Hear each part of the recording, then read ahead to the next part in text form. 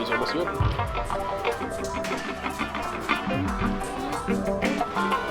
You don't kill anybody for that because it reminds me of the WWE entrance music. Like each character has their own entrance music, so that would be his. Greetings, excited. We're doing Him being John Cena, definitely more Undertaker.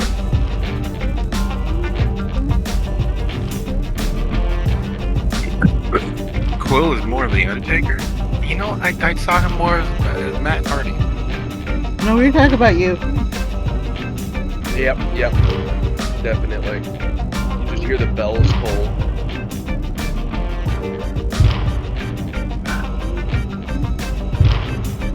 It is the actual weekend. It is Friday. I have the honor of spending some time with each of you in this little hobby of ours. Things are shaping up far better than they had otherwise. Thank you all for being. What's that about? What's what, huh? I take it that we're winding down and getting ready to start. Yep. I am All right. hiding the bodies as we speak. Oh. Hey, Theo. I just want to make sure that we've given more than ample time for any particular questions, any particular hypotheses, or consideration of any asides. We're going to attempt to move relatively briskly through the scenes because this is our 4th episode of this season. Coterie, in its many disparate parts, has been through a lot as far as things go. And there is entirely far too much ahead of us. There are still the very real issues of what prompted them to get to Primm to begin with. There are still the issues of Fancy's manager of her academy to deal with. There are still the kidnappers. No matter how nice they are to the person that they are holding against their will, whether that person is aware that they are being held against their will or not, does not change the fact that they have, in fact, kidnapped and leveraged their safety against someone else. There are still very much the direct warning shots against the masquerade as a whole. And most depressingly, because of the death of the immortal, the disappearance of Anastasia, and the arrival of Kirill Valentin in here in Primm, looking for them through visions and various other issues to deal with,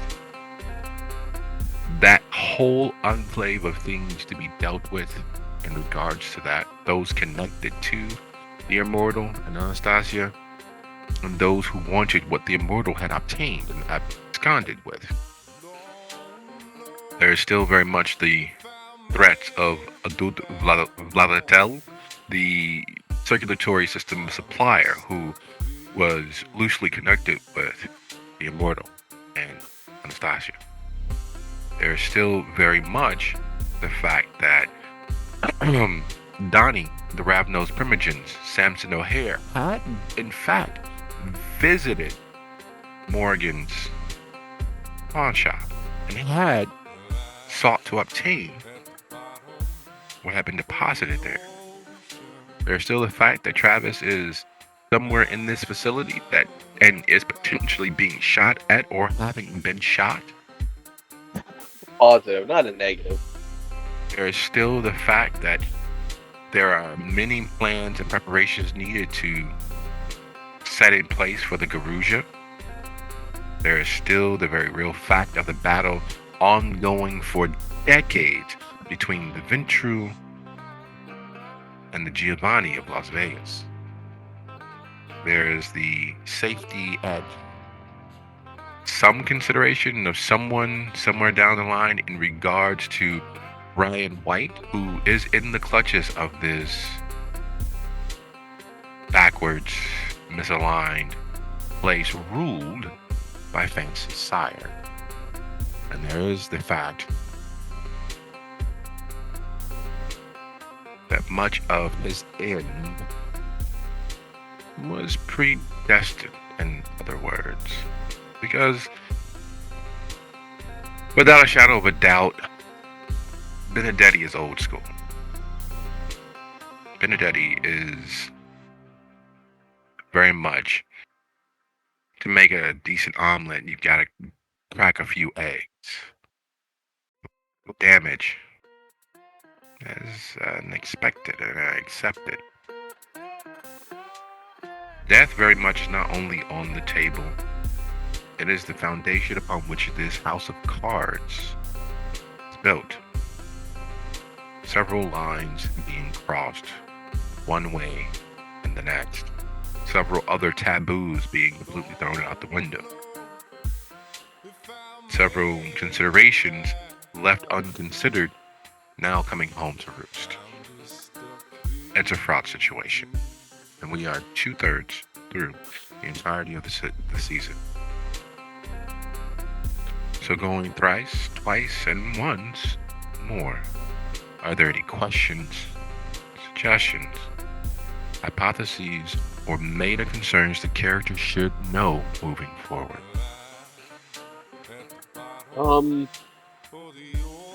I know time is of the essence. How roughly, since I don't exactly have the time to look at a clock while running, roughly, just by the supernatural intuition of the beast, how close are we to dawn? Is it like freakout time? It is beating down the door, killing the dog, and setting the front of the house on fire. It is beyond the whole idea of burning the boats to achieve success. It is here with all due haste. And while the sun hasn't quite broken the crest of the nearest ridge line, you can feel its heat on the nape of your neck. You can feel the presence of the warmth of day, the dew evaporating like bacon sizzling in a skillet. You, in the back of your mind, imagine what that sand, which looked as if you were on the face of the moon, might feel like as it is being superheated as you speak.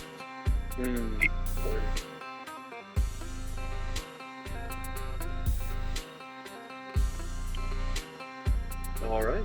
Well, that's my last major question. As for just that, also falls under, I guess, meta concerns. We all need to find somewhere to rest soon. Yes. All right. Anybody else?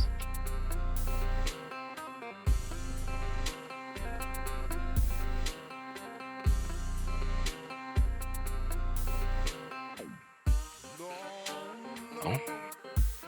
I will trust in the silence and the investment and welcome you all with all due thanks and appreciation to this, our 4th episode of Lost Wages, Second Chances. Tonight's episode is entitled Perchance to Sleep in the Charms of Poppy. As we've just discussed, there are several considerations and concerns weighing each of the kindred down. There are several issues not only immediately before them, but pressing against the base pan of their minds. There are, not bad, and there will be, if they have the opportunity of surviving problems, persecutions, and perspectives that need redress. It has been a very long night. It has been fraught with all manner of danger, threat, and harm, both physically, mentally, and unfortunately emotionally. Be that from Morgan sitting across from the attorney, better known as Chief. Be that her Ryan presently being accosted by local law enforcement organization. Be that Fancy with the weight of decades coming due, many unspoken promises, many unaddressed heartaches being torn open, scars that she believed were perfectly healed, ripped apart. Be that Martha, who is stuck in consideration of the world around them. Part of their philosophy, part of their church, part of their religious basis does not allow this. They, your coder member, are the divine in this garden of earthly torment. And yet you are besieged and beset on all sides by the filthy, the unclean, bestial.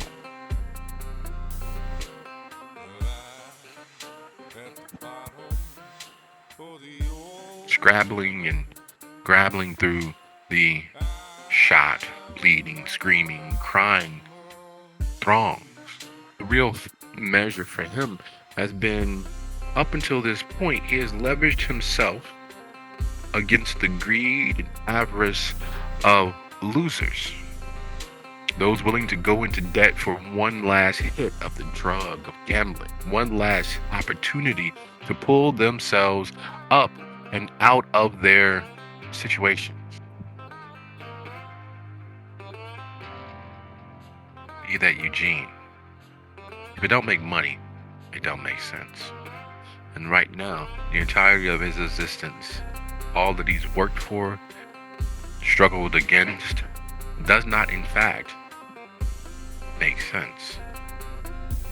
None of it is providing capital, nor impetus, nor security to him.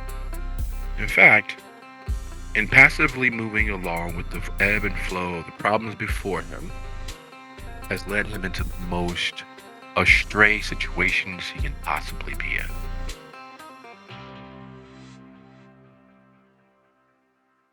To say that it would be a lot, that it is a lot, would be a very aggrandizing understatement. So we won't do that. Let's simply say that the morass, considerations, decisions, and consequences laid before the coterie, like every bill, has come due. And the question remains and stands. What is it that we are in fact doing?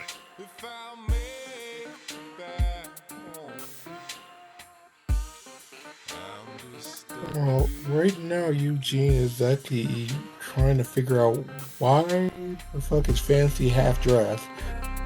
Why is Martha here? And how the hell are we gonna get bedded down for the night?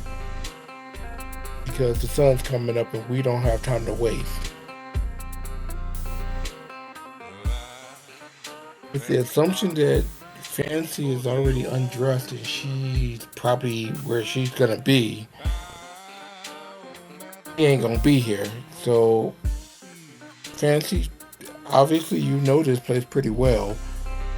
Is there a place where I can crash, or am I getting out of here? Because we don't have much time, and Ryan's upstairs feeding on somebody, and we didn't got time for him.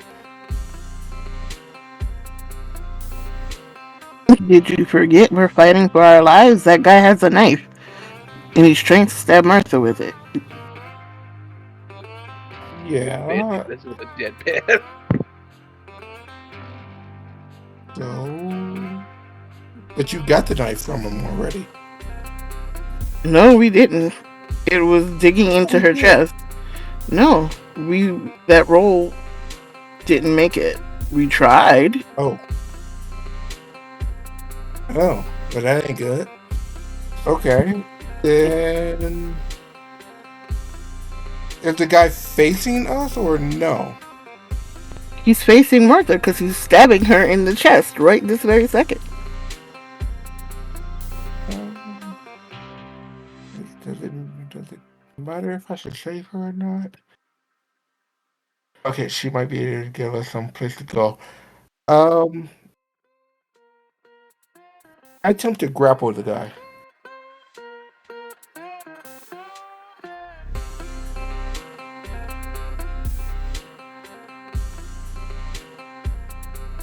And by grapple, you mean Ooh, that's a rough roll. while you were speaking, the the enforcer of the Russian, who every Ventru, nearly every Tremere, and most vegan consensualists in Las Vegas have dealt with in one shape, fashion, or form. The National Circulatory System is a underground delivery system, usually, unfortunately, from the humans they run across, donors. The transportation of men, women, children, dogs, deer, moose, bear, and various other exotic animals, and yes, they do consider mortals kind as animals across the nation. And while that is a national thing, and they have their own blood sommeliers and all sorts of gastronomists involved in the national circulatory system, each major epoch of society, urban domains, has their own blood trades, occasionally at war with one another, but usually working in keeping the money flowing. Their profitability comes from the very restricted diet of Ventru, Premier, and consensualists, and baggers, and they are able to extort true value from the kindred community. Because the average mid-range hospital grade blood goes for an average of $1,500 per bag. So if you get some high quality, unfiltered blood from the source that hits all of your personal kinks, you pay through the tooth for it, and many kindred do. Making Kirill Valentin as the Russian enforcer a known quantity. There are several people you wouldn't mind meeting in a dark alley. There are several famous individuals over history you wouldn't mind running up on with whatever you can put your hands on. There are several people that you wouldn't mind being trapped in a steel cage with to work out various aggressions and slights. Kirill is the antithesis to that. He has been an entity that most people don't want to see coming. It means that you screwed up. It means that you have cost someone somewhere enough to pay the top dollar to ensure they would get their value back. Kirill Valentin is, well, as his boot to your chest attest, not someone you should take lightly. So how are you attempting grapple? Is it? Well, right now his hand is preoccupied with the stiletto that's going into the chest cavity of Martha.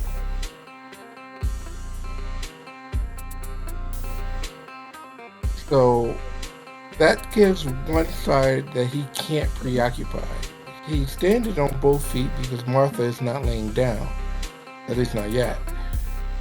So his feet are kind of out of the way. So at this point, I'm going to attack, since whichever hand he's using to stab Martha, that's the angle at which I'm going to attack and grapple him, because that's where he cannot defend. And I'm going to grab him, put him in a bear hug. My arms are going to go trapping the arm that's in motion down to his chest. The other arm, I'm going to go up under it. And I'm going to try to pull off something that's probably not going to work because Eugene. And I'm going to grab him around his chest and try a belly to back suplex and try to land him on his head. Nice.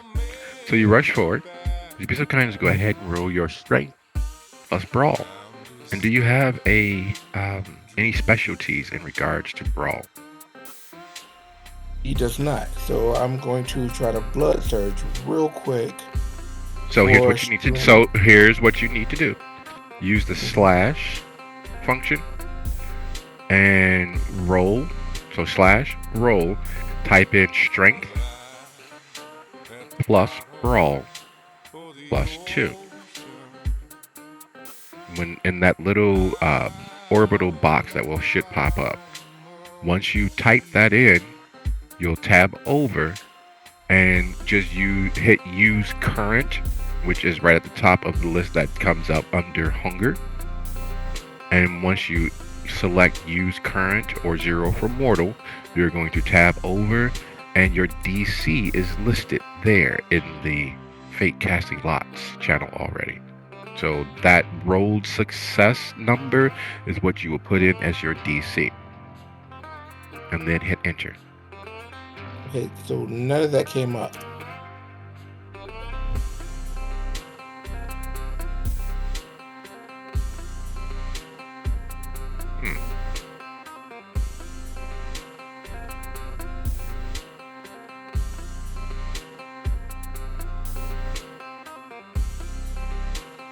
So, slash roll. Once I go to strength, everything fades away. You didn't input your character in Canoe. That's what is the holdup. So what's your total strength plus brawl? 3. Plus 2?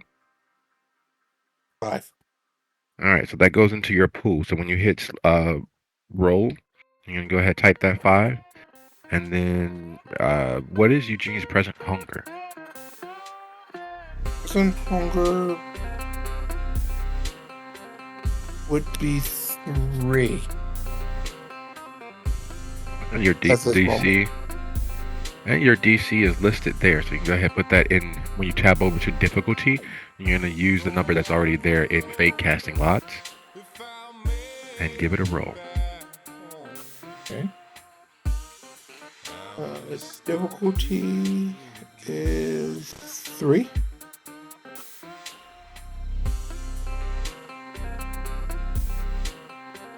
No, 7.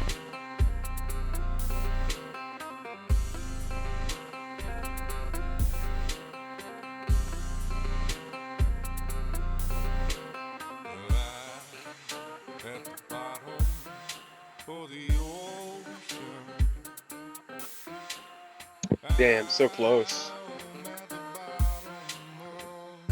Fate normally does not lend a hand positively towards any outcome.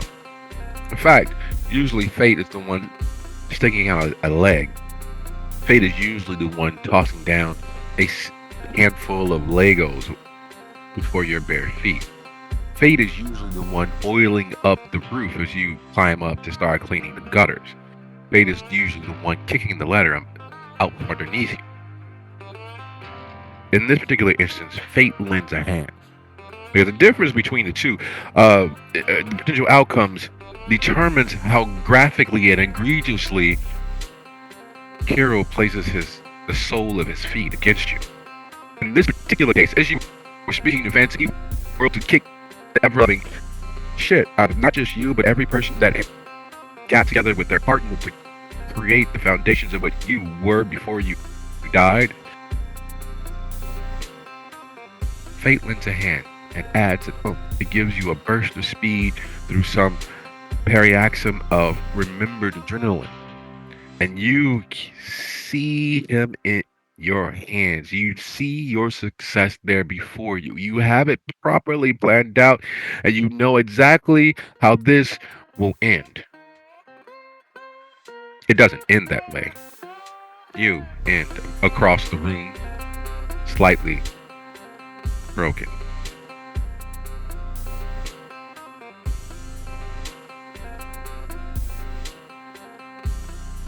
Watching that happen, Fancy, Martha, what is it that you all are attempting to do?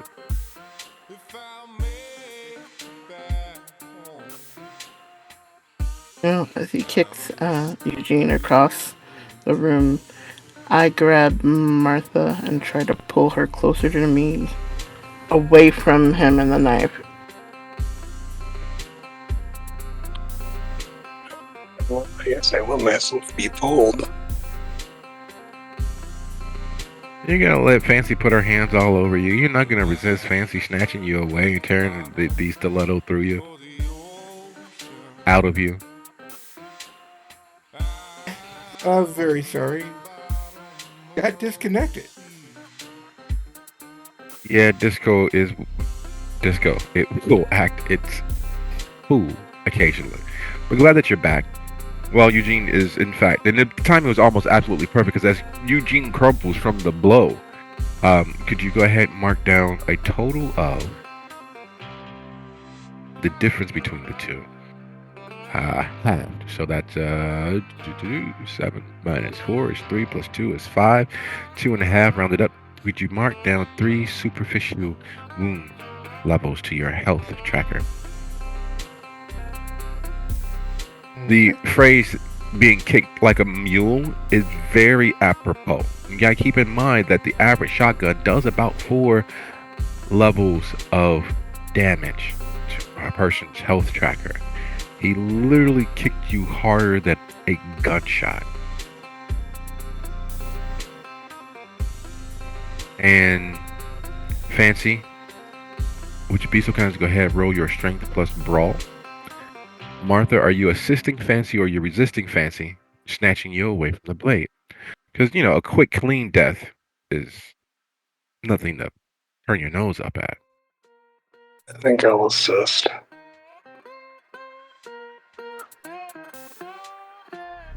Resist Fancy or resist Kirtle? Assist Fancy. Nice. Excellent. All right, Fancy, go ahead, roll that strength plus brawl, and whatever her outcome is, Martha, is your DC plus 1, so you will need to roll your strength plus brawl. Get your hands off me! And while that's happening, while that's taking place, because it is unfortunate to the world of the kindred, when things go to hell, they don't go in a handbasket. They go by the truckload. Huge, long, over-the-road trailers filled with things, ideas, formerly living beings going directly to hell. Miles away from the installation in the middle of the desert. Miles away from the installation that's just officially outside of the municipality of Primm. Miles away from that insanity. The attorney, Chief Damon Greywing, sits. It is without a shadow of a doubt that the firing off sign it does not quite meet the burden.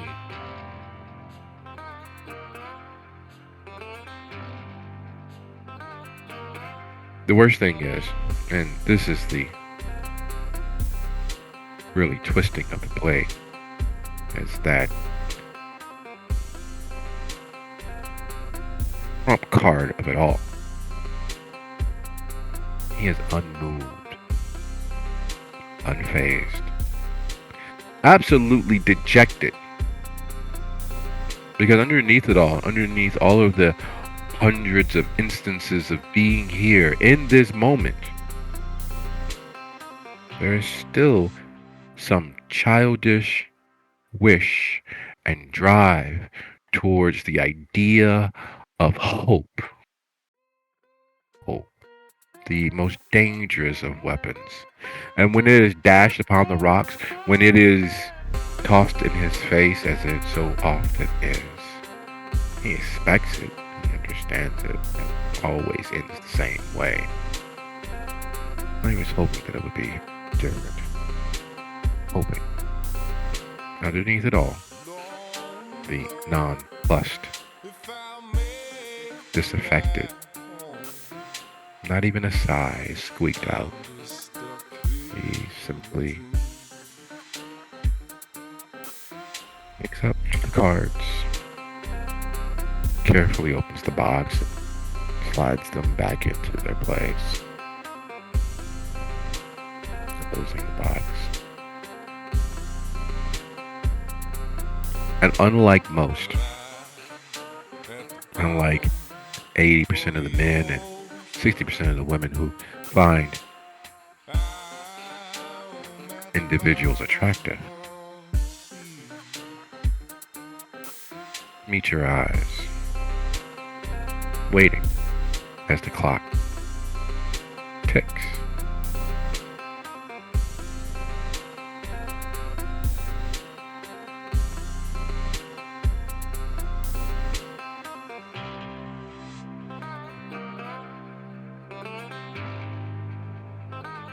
Miriam will work an eyebrows like, I gave you my acquiescence. I don't know what more you want to.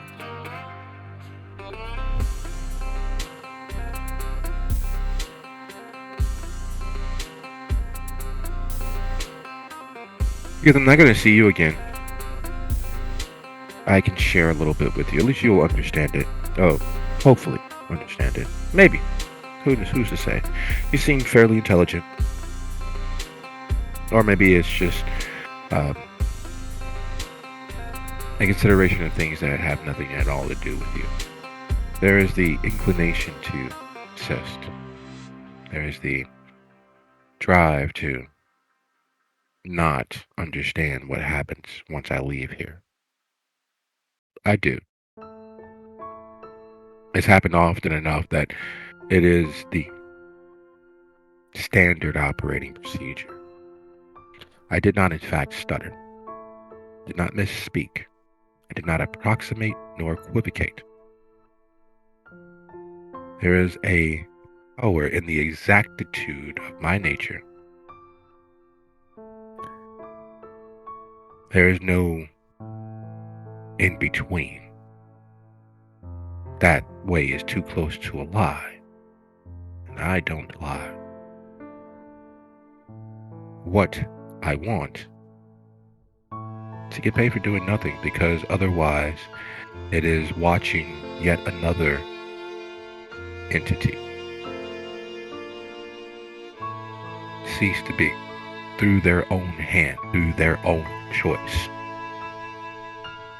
As I stated a multiplicity of times, it is exactly such.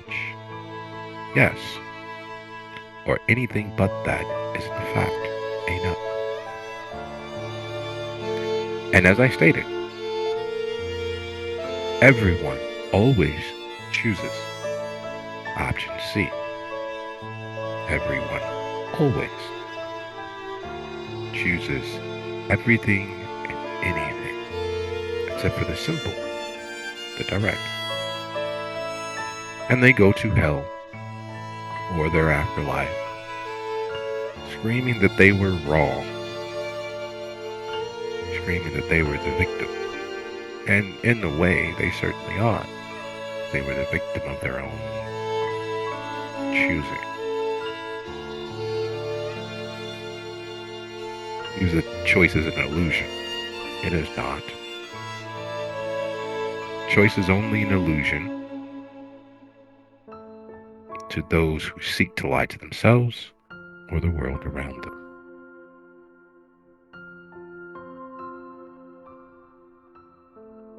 I have another 25 seconds.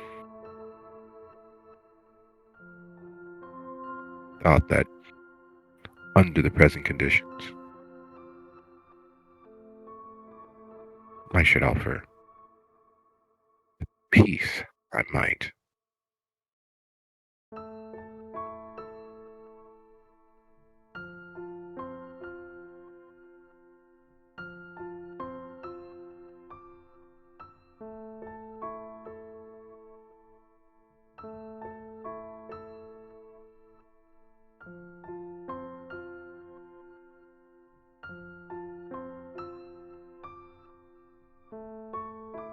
She'll lean back, cross her arms. Simple 3-letter word then, yeah? –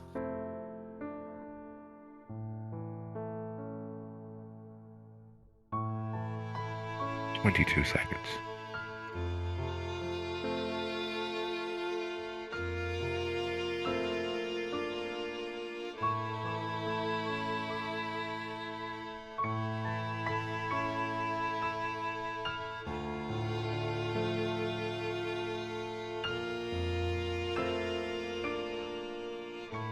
All right, yes.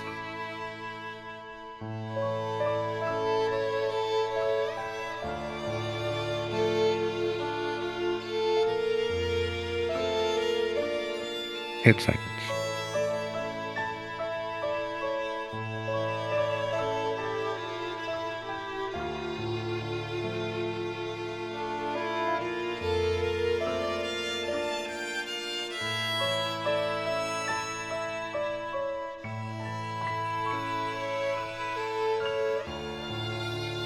All right, I think it's me again.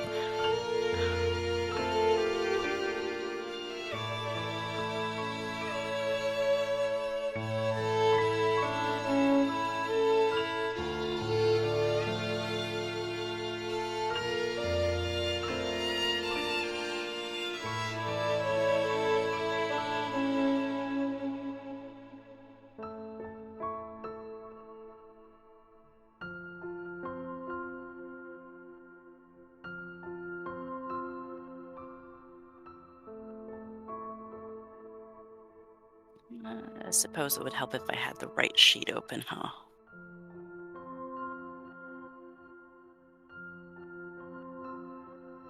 No.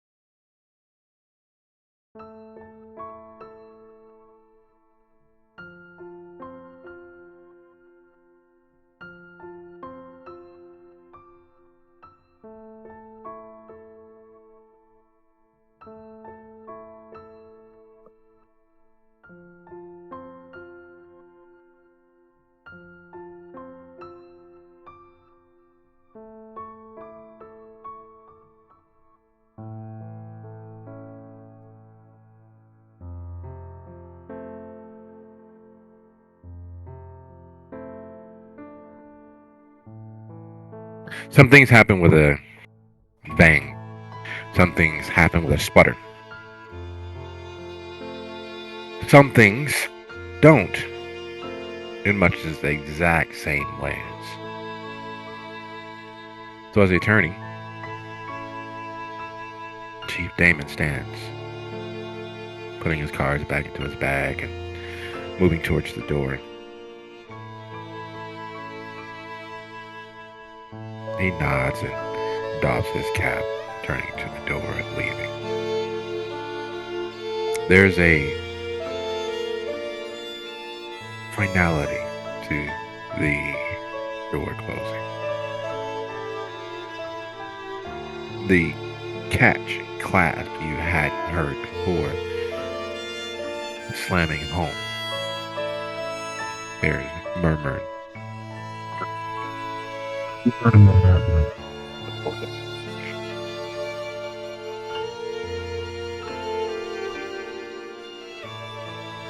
The conversation's going on, punctuated by the imagined sounds of things hitting the flesh, cries of pain. Looking back at Morgan's life, sitting in this cold, sterile, emotionally draining room, the end of a thing is always heavy.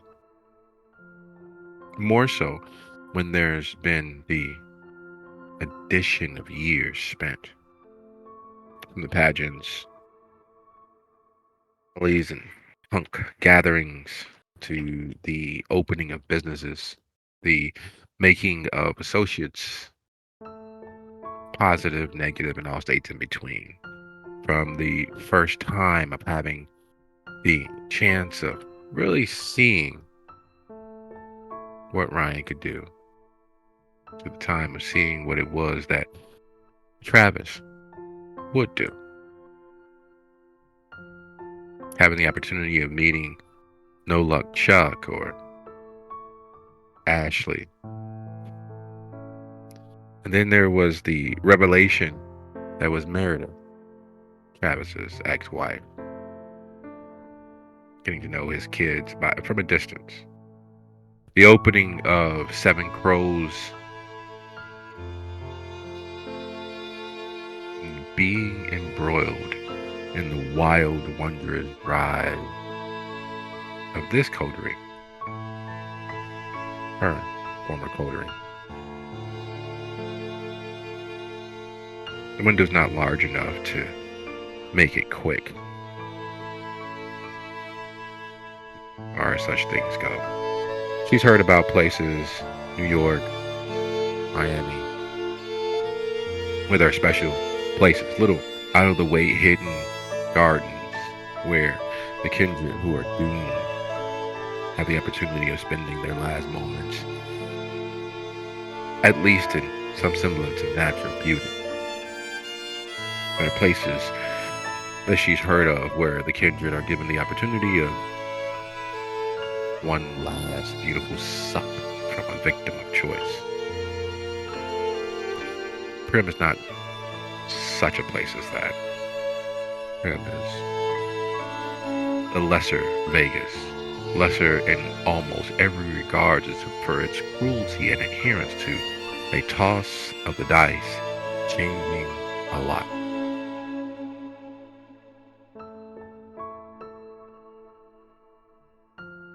And as Morgan settles in, looking at the cuff holding her to the table, and the window, which would most assuredly make it a very slow process, is there any consideration or information that she would offer as measure of her ending existence?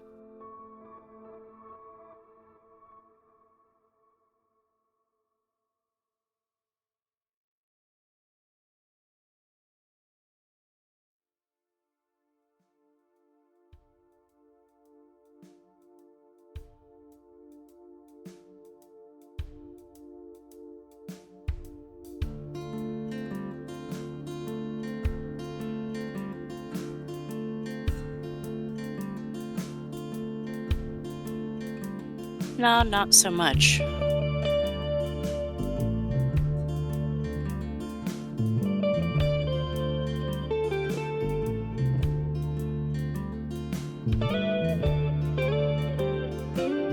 So as Eugene crumbles and Morgan prepares to face the sun that will most assuredly come through that window shortly enough that it leaves only considerations of the absent years and months and days that have gone by before. Ryan, the bullets, they have your name on them. They have your need to find their home in your flesh at the heart of them. The way that the armed security team is moving is clear that it has no considerations. The stock is spoiled. The supply is replaceable. The escape, unfathomable normally, clearly prepared for all the same as they just mow them down. And unfortunately for Ryan, there is no way that he doesn't understand or consider what it's like to have to remove stock that just doesn't quite suit. That's what it is. These people, they're just stock. They're just merchandise to be sold off in total or piecemeal. Blood dribbling from the corner of his mouth, the taste of fear. That greasy Big Mac flavored fear.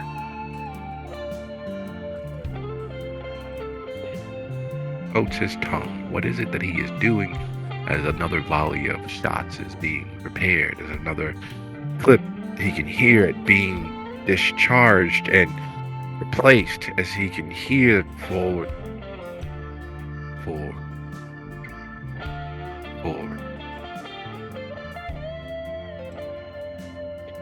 Yeah, there's no need for much in the way of a complex plan in this situation, honestly. It's just get out of line of sight, get somewhere safe. If you can't, get out at the very least. And given that, well, we had to go in for fear of the sun, I can't get out. I'll try and hunt down my agent within this building, perhaps, but I can't leave quite yet. So, running it is. Even though it's not very dignified, it's better than being shot like a rabid dog. Right. Does Ryan have any particular speciality that might assist in his flight from, well, iron-jacketed justice?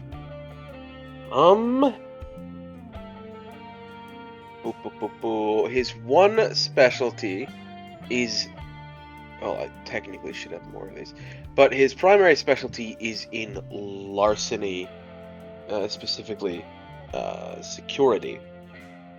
So he's knowledgeable about the way security systems are set up, about what usual procedures are done in order to make sure that a building is locked up tight, and also what holes one might have in them.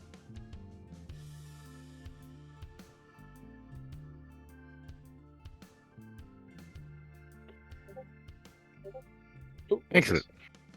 Ah, thank you. Alright, let's see. What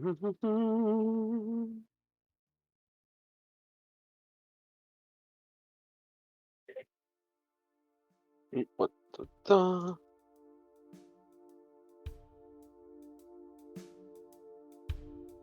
I believe that'll be at a -2 then. Oh, we like minuses.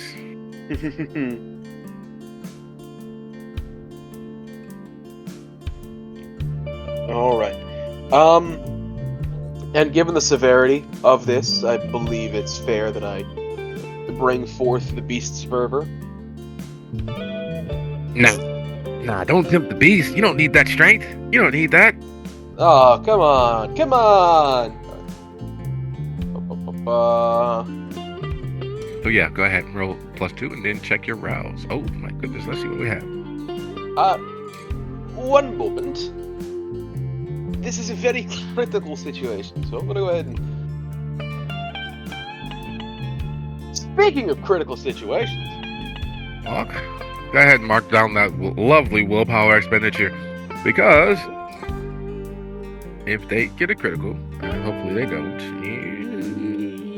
that would have been all for naught. We like all for naught, yeah? Look, I'm just saying right now, but if they manage to surpass my efforts in this, I was meant to read... Greetings, salutations, and welcome. Hey, hi. Who hath returned besides us? I'm here, just here. Here is better than not, and everyone needs stuff, whatever that stuff might be. As Rocky said before, he finally retired from boxing. You know, I've got some stuff down here in the basement, you know.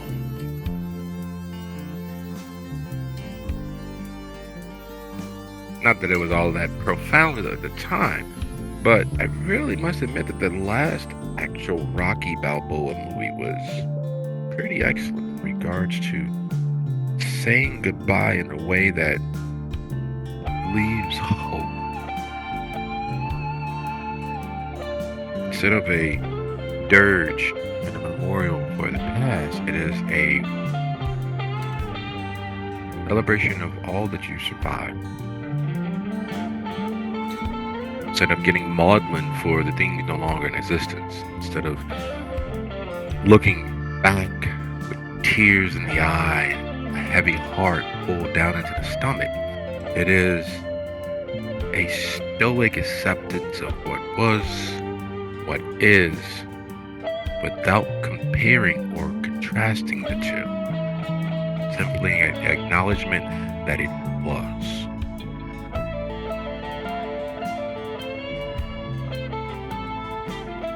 So, as we await for our other members to return,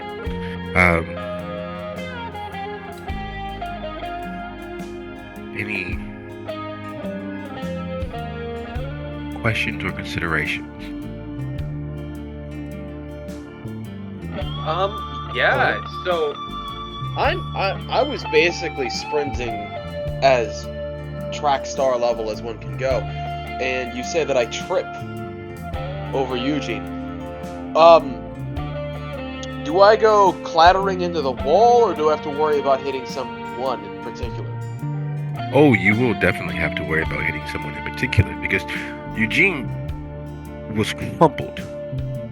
If he was alive, if he had been breathing, if he was still very much the other side of the pale, things would be broken inside him. Ribs would be cracked, spleens ruptured, bowels impacted or perhaps burst. The kick was solid, it was fast, and it was damaging. On the other side of Eugene, that you're trying to gather your awareness of what's going on, Martha is pulling against Fancy, as Fancy's pulling her away from the stiletto that had recently been inside Martha. Standing there, whirling, preparing to go into a dervish of an attack against the present kindred and remove them from existence. is the one, the incomparable, the only Kirill Valentin. Ah. The man, the myth, the legend, the wrecking ball of recompense in the pocket of and service to, typically, Adut Vladatel, the Russian, to whom the immortal was linked, to whom Anastasia, through Kirill of course, was linked.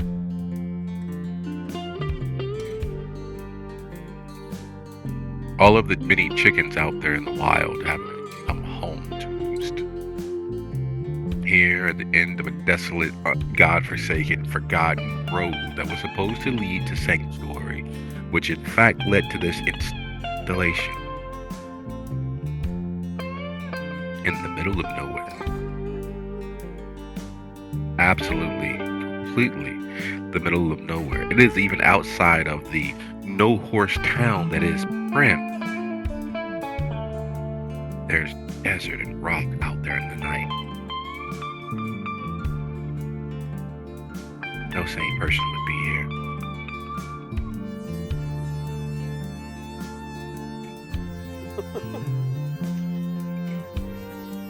So as he comes clattering into the room, seeing this, it's just the solitary thought of, why does salt keep being poured on the wound? And seeing that there is this active conflict going on between his coterie members and, well, this dude. Is there? No, I require a conversation for that, so that's out of the playing field.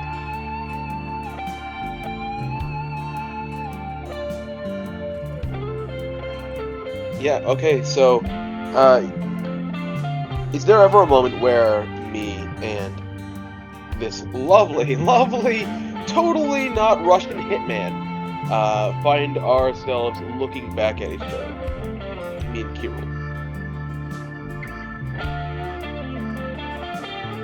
There are ways that you might obtain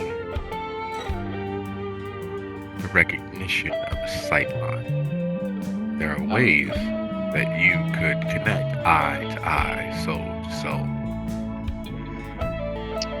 I assume all of those ways have me being physically confrontational.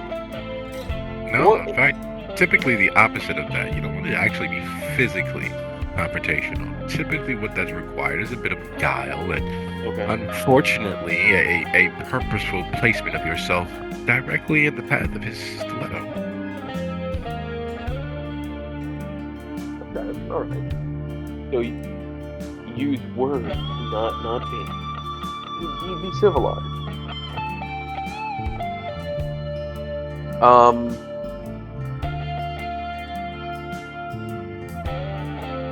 Yeah, so attempting to agitate the guy, bring his attention onto him, and indirectly protect his other coterie members, Ryan's just gonna go, wait a second, aren't you that Kirill dude?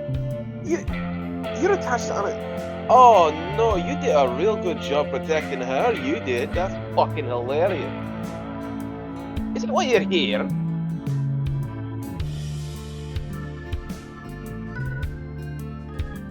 With all of the characters in one place at one time, what is everyone doing, considering that this is an active stabber drill? This is an active moment where, without a shadow of a doubt, he plans on making sure that his stiletto tastes the insides of each of you. Perhaps it helps to saw off the tendons and muscles that hold the head affixed to the body. Or perhaps maybe he just wants to pokety-poke until he gets tired and the sun comes up and you all die for the day. But either way, his intentions are very, very clear, because you, Ryan, and you, Eugene, weren't here for the previous interrogation where he has all of your secrets. He knows.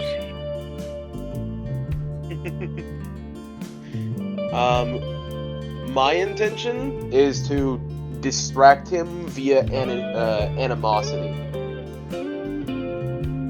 And keep myself relatively maintained by dodging his shank, while the rest of my group figures out what it's going to do, and or gets the fuck out of here.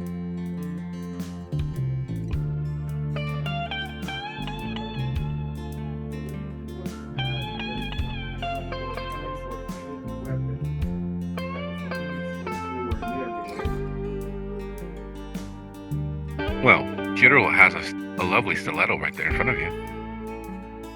There are various object d'arts. There are various object d'arts that could be used if you so chose. Pick up a lamp, grab a chair, use Ryan as a bat. Or there's, Fancy. Fancy can't weigh more than 96 pounds. I'm sure you can lift 96 pounds and swing it like a mace, right? Probably, but kind of waiting for that work. Alright, after I was looking into like a chair or table with a wooden leg. Something like that.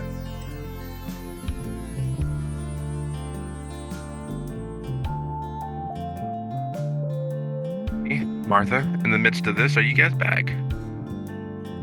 Yeah, Fancy is, after they didn't quite get entirely away, Fancy is going to grab one of the lamps and chuck it at him.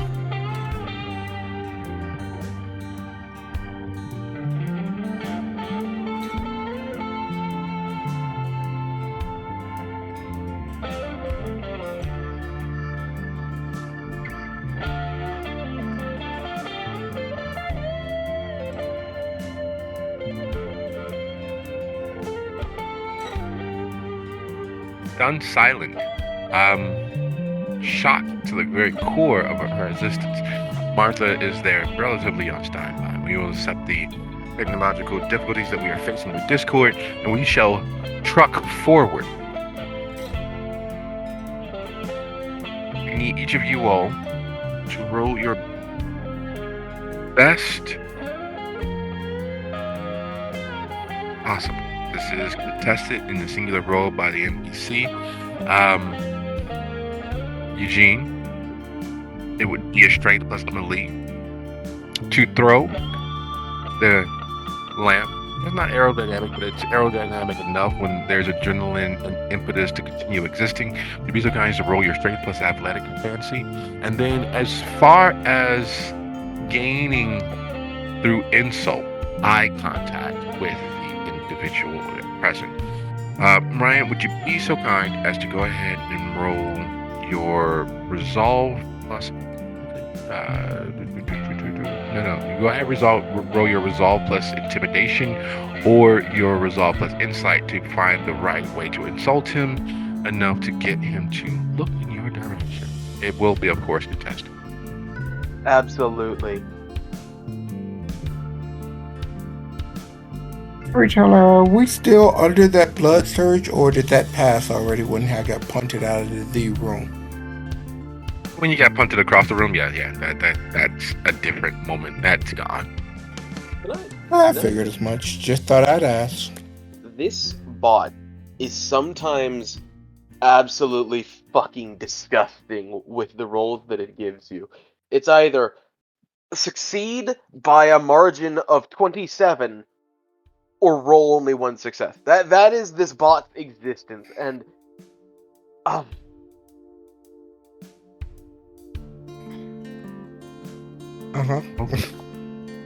hey, look, you got 2 out of 3 successes. Fuck you. If I got 2 out of 3, like if that was my ratio, bro. Next 8.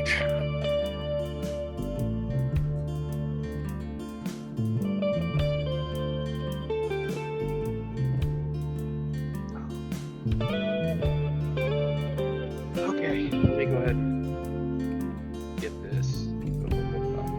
Is somebody rolling for Martha, or are we?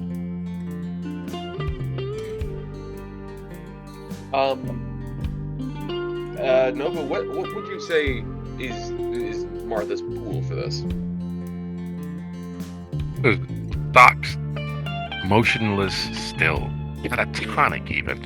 In regards to the pain that she's experiencing, there's nothing like having the insides of your being flayed and responding poorly to that. The shock of,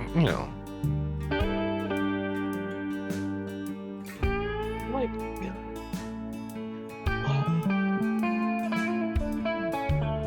you know why. You know what you did.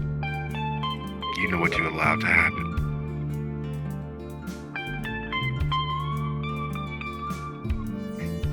In the grand scheme of things, in the grand scope of combat, this is exactly the sort of thing that any combat teacher, any instructor of martial arts, weaponry, gunplay would tell you is the worst situation to be in.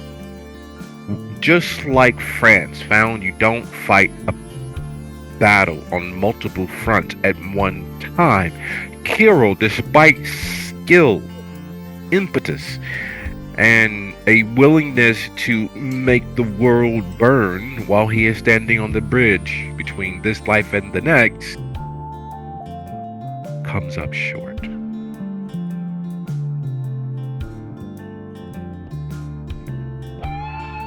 Comes up as viciously close to success as you can be and still be a failure. The whirling dervish of block, parry, stab, poke, kick, headbutt, driving elbow is a thing of legend. You see why in a 1 versus 2, maybe, a 1 versus several other living individuals, why he is all but the beast of Vegas. But this is not Vegas. This is not the Strip. This is not some well-appointed hotel room. This is not some back alley between hotels. This is not even the concourse at the airport. No, this is fucking Primm. The deserts outside Primm. And fate, all of her nettling of you all thus far, decides you deserve to be visited by the goddess of victory.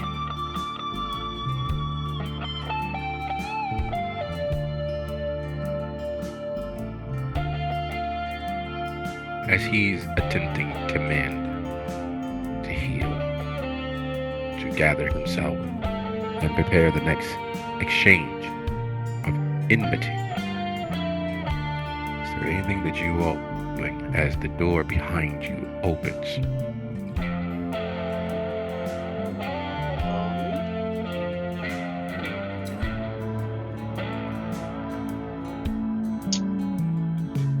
Yeah, seeing that this place is just as not safe as was expected. Suppose Ryan's gonna... I think we should all get the fuck out of here and move to get the fuck out of there. Anything else? Eugene is going to do his best way to vacate said area because this seems to be definitively not safe. Fancy yells at the two guys. This is the only light-proof room in the whole fucking place. And as they turn and yell, get the fuck out, and plan to evacuate the room where Kirill is beginning to mend, because, well, why issue a coup de grace to an enemy that could easily, or has proven to easily take either of you all down singly? As the door opens and Luca steps in, a quizzical smile on his face, he unholsters his Sig Sauer. He doesn't. Amore, shoot him! Him! And she's pointing at Kirill. He What doesn't the point fuck to. is Giovanni doing here? He doesn't point it at anyone, and he looks from Fancy to you all and Martha, and Kirill. And there is a complete disregard for Eugene and Ryan and Kirill and Martha. His eyes weigh heavily on Fancy for a second in consideration of her health and well-being. Splatters of blood that weren't there moments before. The excited yell towards ending the Russians' enforcer.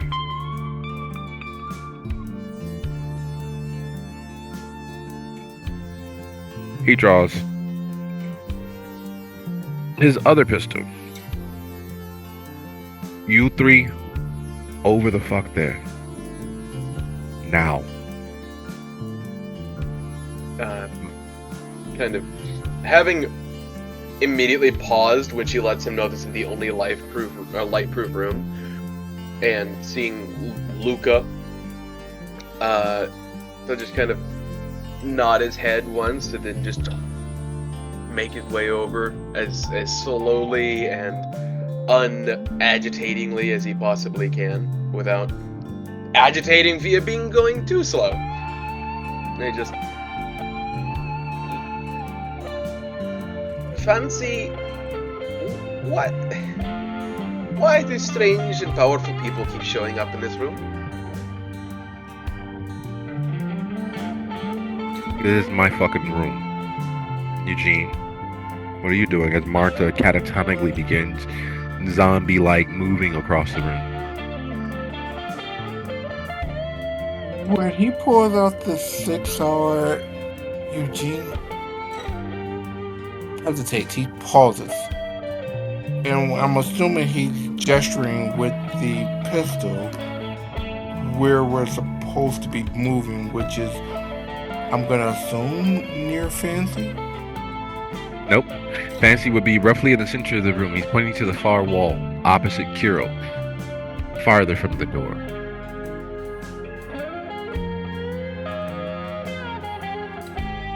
Oh, that ain't good.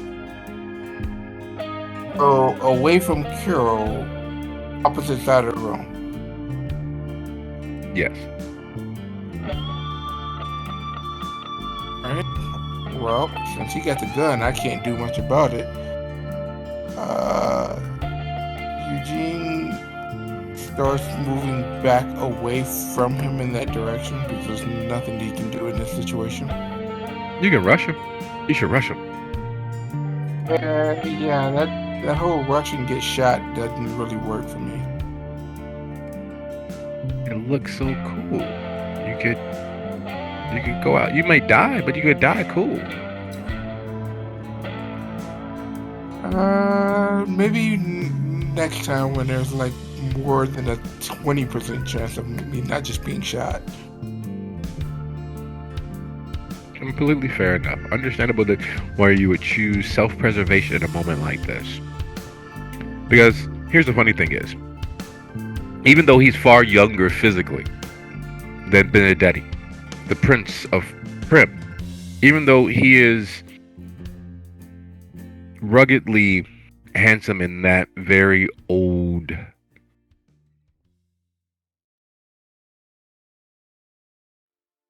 even though he's well dressed and all of that, there is the very real semblance of age about him.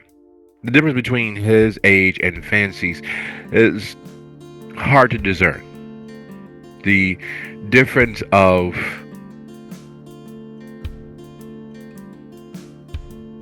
most visible signs of age. It's hard to discern. Not impossible, but it's hard. There's the idea that he is older than his face denotes. Very much in the same vein and manner as Benedetti. As if they were, much like Fancy, contemporaries of one another.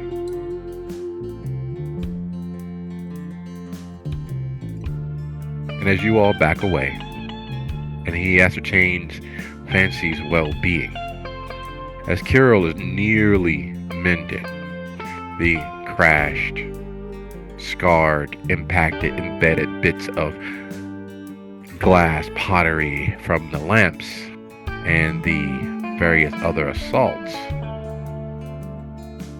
are dissipating.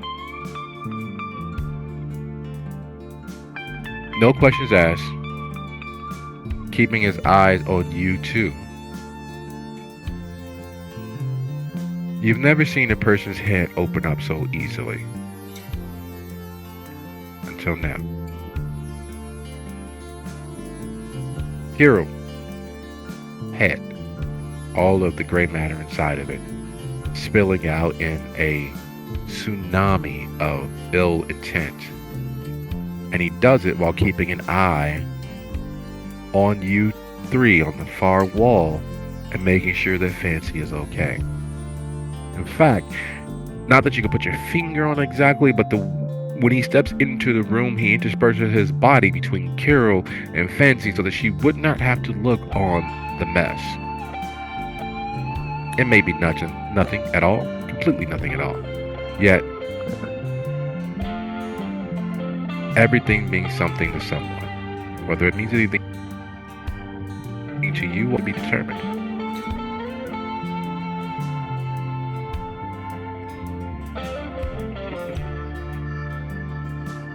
Well, that's done. You all got very few moments to explain yourselves and why are you here with my Fancy. We're friends. We came out here with her on a job and accidentally ran into your little establishment here. Lovely place you've got.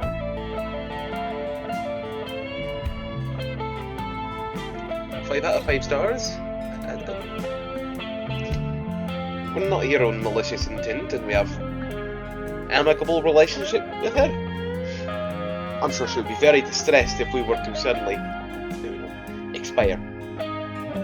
Fancy, is this the case? Yep, they're very helpful to me and Moray.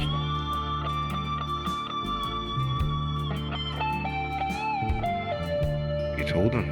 Are they in on our plan? I didn't get a chance to tell them anything. That guy came in here and tried to stab fucking people.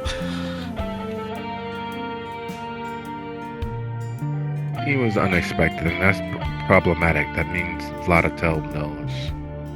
Which means our timetable is moved up considerably.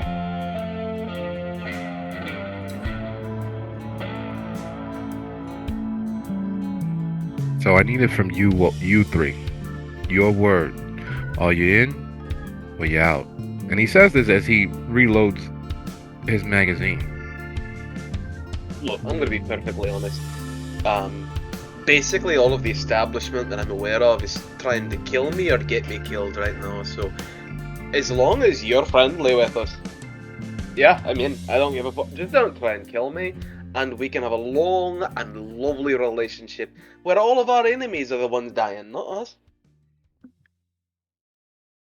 I wouldn't try anything that I can't do. Ah. That's sound advice.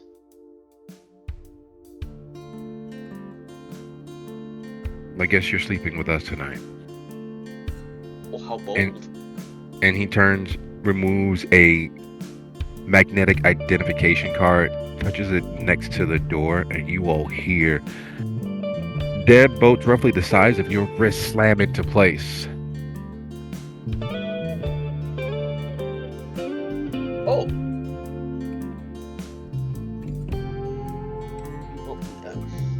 Never been one for cage play.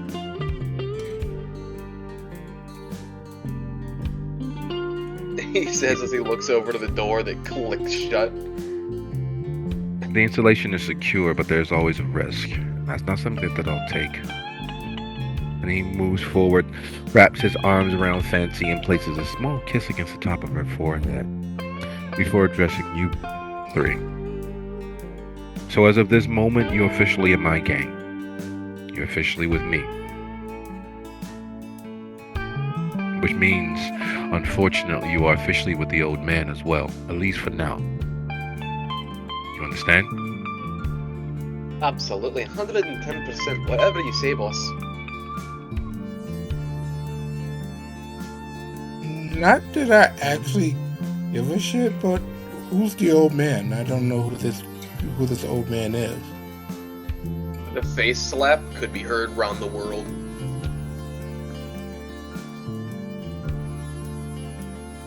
You've never seen Luca be upset with you, Fancy. You've never seen him look as if you've let him down. You've never seen him. The last before now you saw of him was the purest expression of willing to die for it you'd ever seen. So the look of really is a record-scratching moment.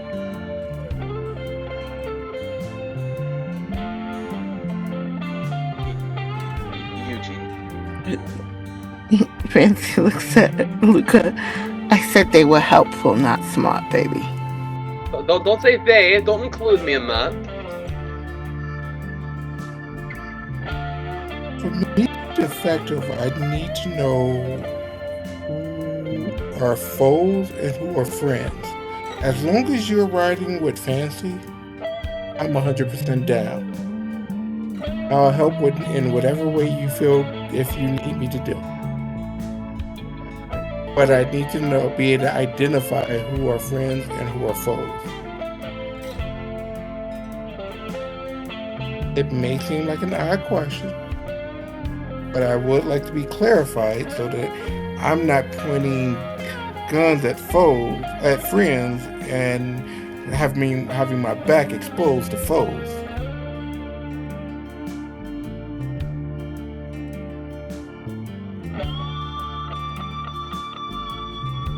Not trusting himself, he holsters his sidearm. He pauses.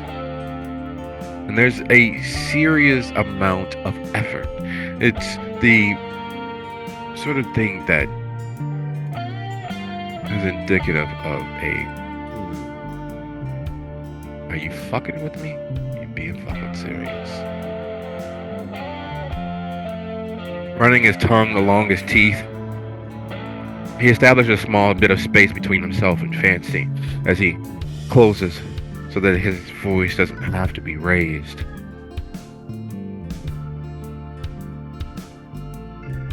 You do realize that you are in what most would consider the suburbs of Primm. You got this, right? That You might got not following, yes.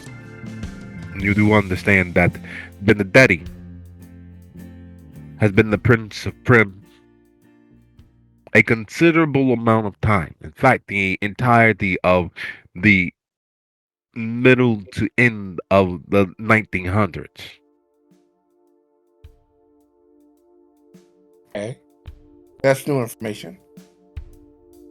You do realize that the reason why he is as he is because he is the prince of this fucking shithole. Okay.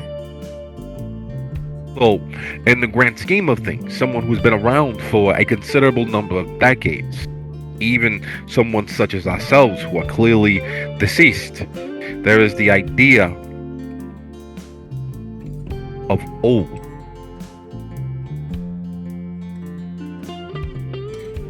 In the 21st century, and he's from the 1900s, and he's male. And while old is a typically perceived to be as an insult nowadays, and always really, depending on who you say it to and how you say it, the old man is indicative of someone who's in charge, who has been in charge a very long time. So the old man, Prince Benedetti, I wanted to say, like, there's no other old men of note, of regard, for at least a 3.5 hour drive from here to Las Vegas. So my consternation, my confusion, is when I said you're with me, meaning that you're also with the old man. I'm at a loss, if you will, for why that didn't compute. The fancy vouched for you. The fact that you survived and got here means that you're at least as competent as. And he looks back at the wasted individual that was the Russians' primary enforcer. At least as competent as this one. We'll have to clean up the mom. So while I contemplate how best to utilize your services and your silence, is there anything I should know about you tools? You trees, sorry, ma'am. Oh, yeah. It depends. What are you particularly interested in? Money. Revenge. I'm in a rather shitty situation in the Black Dog Hotel and Casino, and Joshua Lynch both wants to hurt me, and I want to hurt him. So, those are my enemies. The guys at the Black Dog, they're fucking waste. And I suppose the only other red mark on my name is the Down and Out Club.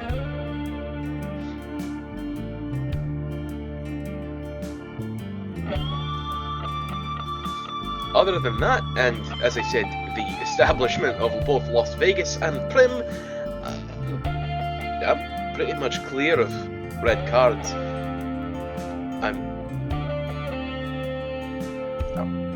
As it applies to what I can do, he kind of says questioningly, as if, do you want me to get into that, or does it not matter?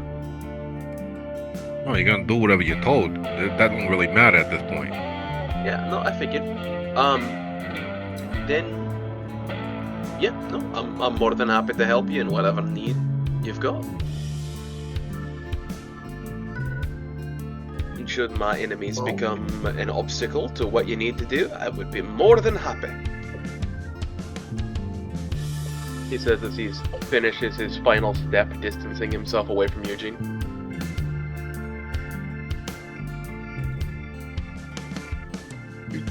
Eugene takes a deep breath. As far as enemies, I doubt if you know him, but the only enemy that I actually have is a guy named Solomon. Grundy. And Rothstein. You don't say. You don't fucking say. You think.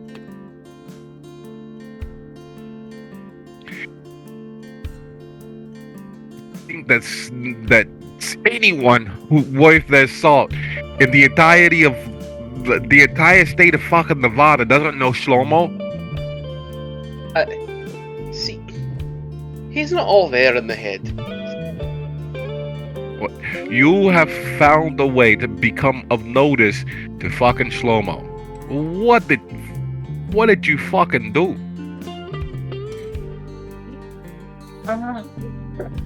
It's a very interesting story, but we're not that particularly on good terms. I've distanced myself to him, but it goes back a few years. Okay, what did you do? The man asks a question and expects an answer that actually gives him something to work with. I'm thinking of how to phrase it. Thank you very much. Bluntly, do it bluntly. Typically, the truth is always easy. Meanwhile, Fancy has patted the seat next to her for Ryan. Meanders his way over as he has learned that Eugene is enemies with arguably one of the most powerful people in the state. Literally. First, I'm actually looking through the history for the interaction with Slow-Mo, and I'm not finding it just yet. Well, then make Bear something with me. up. Improvise. Your improvisational brilliance is what is on display at this particular moment. Alright, so a couple of years ago, simple job, me and the family. Relatives thought it would be a great idea to have fucking house. We being young, so thinking that we can get away with it. Get it. So far, Slomo haven't made a move back to like remove any of our family members out from this side of the veil, but we know it's coming.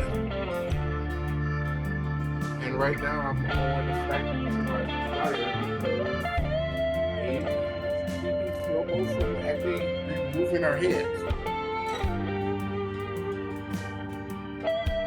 Who's your fucking sire?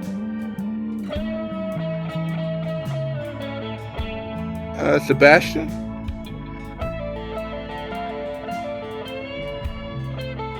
Sebastian Maruka?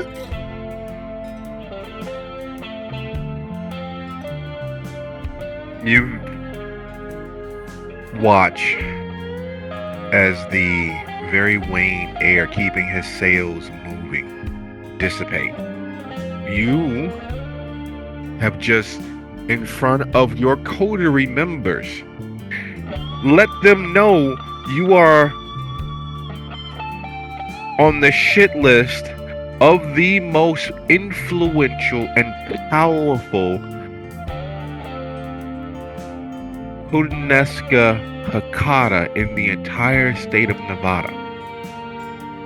And you counteract that with your sire being the most influential and powerful Ventru in Las Vegas.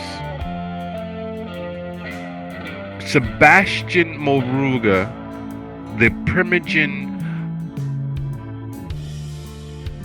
of all Ventru in Las Vegas, is childer to Prince Benedict. Sebastian Moruga of the Benedict line of Ventru is the sire to Derek Benedetti, the Prince of Primm. Wait a second. Does that mean that your brother's with the fucking Primm that's trying to kill us? It's fancy, sire. No, I'm aware. I'm talking to Eugene. I know who your dad is. Wait, does it make Eugene your uncle? Anyway. You get to call him Uncle Calloway now.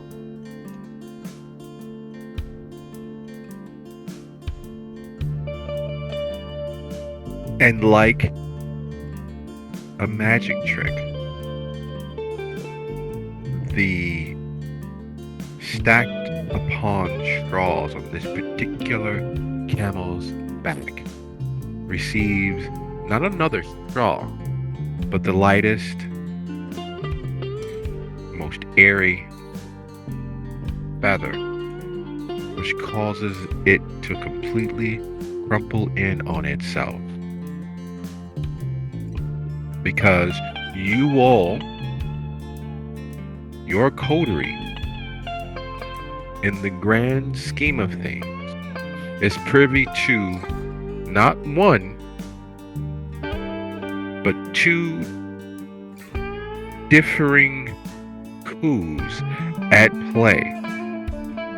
Your coterie, through blood, love, associated enmities,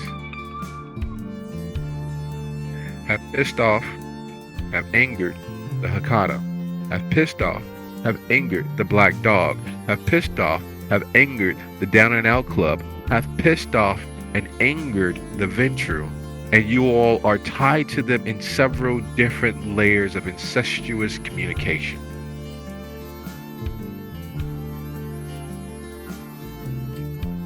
The walls don't close in. The walls don't shrink. They implode in on you all.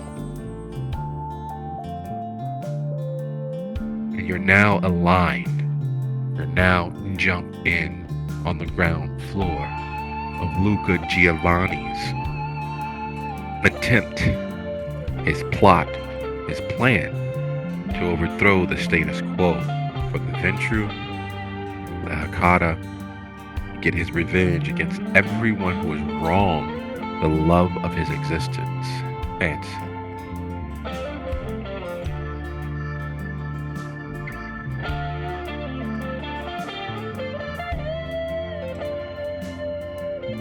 So you've all effectively tied yourself to a dead elephant and thrown yourselves off of a cruise ship in the middle of the Bermuda Triangle.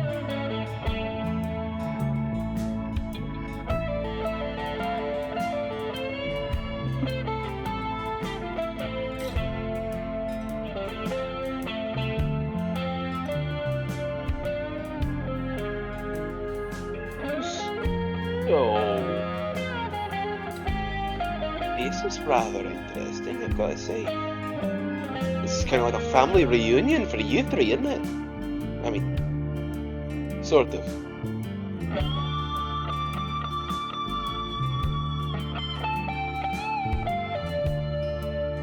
Hey, Eugene, does the Prince of Primm know that you're related to him? I would probably say no, considering that we were right there and he didn't even know who the hell I was. Andy sent men to kill you, didn't he? The fact that you think he doesn't know who the hell you are is kind of hilarious. That man knows some of every fucking thing. It's just that he didn't care to acknowledge who you fucking belong to. That actually has a higher probability of being true as well. Yeah. And I don't think that your dad would care that his other kid is trying to kill you, would he? What's your relationship with your dad like? Kind of along the lines of, you know that old saying, if you don't want to get shot in the back, then don't have your back to your enemies? Suppose? I've never heard that one, actually. Yeah, that's sort of how he is. If I get shot in the back, I really deserved it. Gotcha. He looks over to the Giovanni. That relationship isn't going to be a hindrance to you, is it?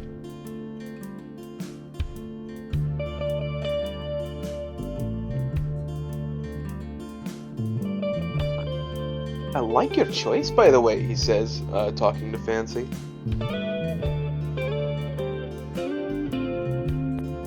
Yeah, he was something back then and he's even more something now. Well, I'm sure. And now he's got you with him locked up in a box all day. I don't feel embarrassed being here to stop the fun.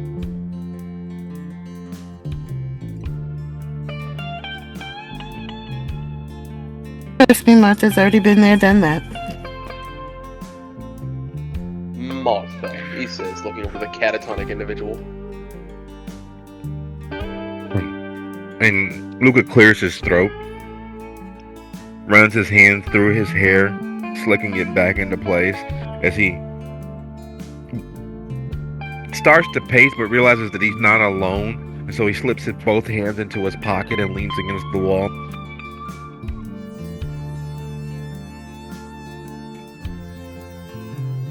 Mia amore, fattosa. Is this all your people? I don't need to go look through the corpses that are out there being disposed of to find any more of your people, right? Is Anastasia? The little one that Kirill was attached to, is she still alive? I don't think so. But, Is she? there was another chick named Morgan. I don't know what happened to her. We, had the buzz out, I guess you go buzz off, one of those two. We left her back at the trailer park. I hope she found some sort of hiding, but I don't know.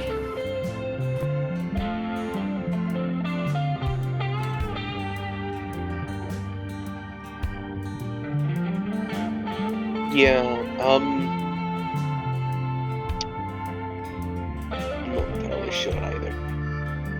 Anastasia, huh? Yes, Anastasia. it's a Russian name. I don't pay attention to the. Yes, Anastasia. No, it's not a thing on your pronunciation. I'm trying to figure out, do we know anybody named Anastasia? We got the lover boy who was nearly outside, and a few others. She came in with you guys. Yes, she was Sort kind of of. used as something of a sacrificial pawn. She's the sister of Anton, the formerly immortal. Oh, the contractor. Yeah. Yeah, we know him. You guys, he wasn't here. Where did you guys stash him at? He's somewhere safe nearby. We hired him for a job. Oh, so Could that have was your found- doing. I'm sorry, but we had a little bit of an accident on the way here.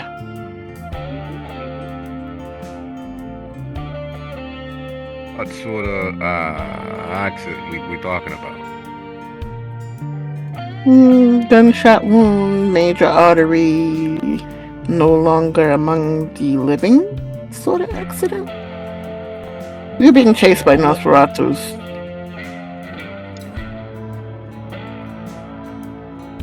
I think honestly, a full explanation of what's been going on tonight might help give a bit more light to the context. So you pissed off. You found a way to piss off the old man, and he sent his goon squad after you.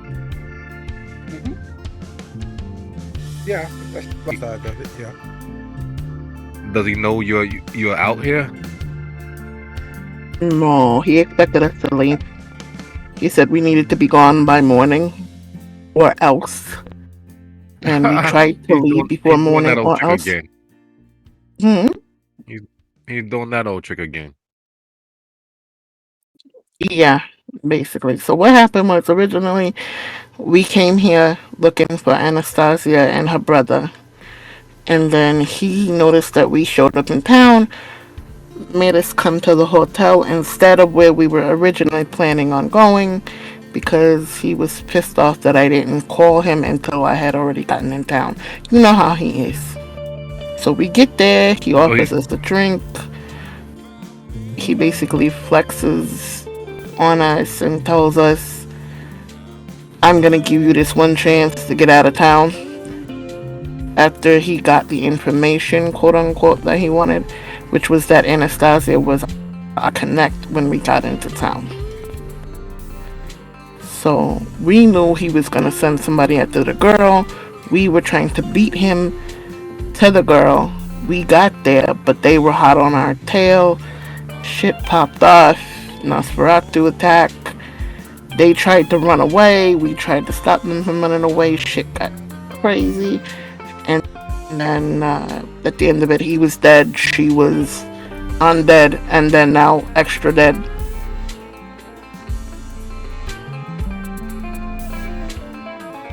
Does she look like the immortal?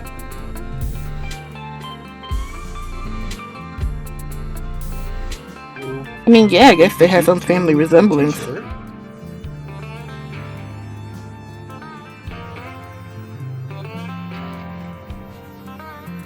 I think her hair is a bit lighter brown than his, but they've got the same kind of, let's say, bored with life look to them. Fucking Similar build shit. That bitch was strong. Yes, yes. Yes. well. Fucking. Forgive me. I don't like you using profanity around you, my love. But yeah, and he goes inside the inside vest pocket, inside chest, breast pocket of his vest. And yes, he is that. His clothes are that old where that actually is there. He pulls out the weirdest pocketbook you've seen, because it's the full valid, and he unzips it, takes the cell phone out, and takes the battery and puts it into the cell phone and closes the case and gives it a second to power up. and he walks closer to where the door is. Not that it's actually a door at this point, it's more of a prefabricated wall, to be perfectly honest, with the deadbolts in place as they are. And yeah. If you know what this is. Look through the yeah, no, she was moved to the other building. Looking yeah. I have it brought down to my office first thing tomorrow night. I'll be in earlier than usual. And he ends the call. So this Anastasia Hart, this Immortal's friend, and he starts breaking the phone back down to put back into his wallet, to put back inside of his vest pocket. And you think she would know where his stash was? Yeah. That was our entire plan, that she would know where that stash was. Well, I don't think she's aware. As far as I know, she's not necessarily aware of where the stash is, but aware of where he put the stash. If you understand what I'm saying. So this new place in Anastasia could be the linchpin to finalizing our actions against Benedict, which would give Benedetti the opportunity to strike at the princedom. And while his back is turned, we can make sure that he's no longer a factor. And we can get our lick back, as it were. Yeah. Excellent. That's the clear, yeah. So first thing tomorrow night,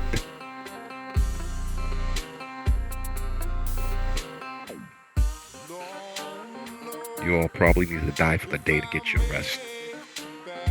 And honest to goodness, he claps his hands and the overhead lights go out. It's just in the middle of the darkness with many people having their vision hampered. Ryan's just like, well, that must be very awkward during fun time. Why would you do it with the lights on? You're fucking animal. I'm just saying, there's an epileptic seizure warning if clapping is what gets it to turn on and off. When you have enough link, the flesh never has to connect except for with the two part. I don't need to explain this to you. I like your choice indeed, Fancy. So glad it's dark because Fancy's fucking blushing her ass off.